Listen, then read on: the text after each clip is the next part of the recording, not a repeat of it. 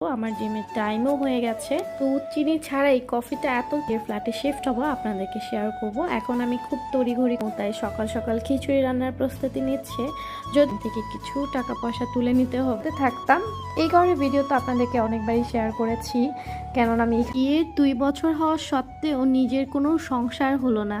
হ্যাঁ, ঠিকই বলছি, আমার বিয়ে হয়ে গেছে 2 বছর হয়ে গেছে, কিন্তু কখনো আমি বাপের বাড়ি, কখনো আমি শ্বশুর বাড়ি, এবং লাস্ট 1.5 বছর আমি প্রবাস জীবন পার করে এসেছি মালয়েশিয়াতে।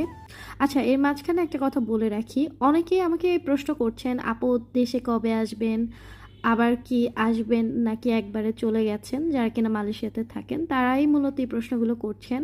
আমি মালয়েশিয়াতে আবার যাব, কিন্তু বাংলাদেশে আমার কিছু কাজ আছে, এই কাজগুলো আমি কমপ্লিট করে আমি মালয়েশিয়াতে ব্যাক করব। বাট এক্স্যাক্টলি আমি কবে ব্যাক করব সেটা এখনই বলতে পারছি না। মালয়েশিয়াতে থাকা অবস্থায় আমি আমার নিজের অনেক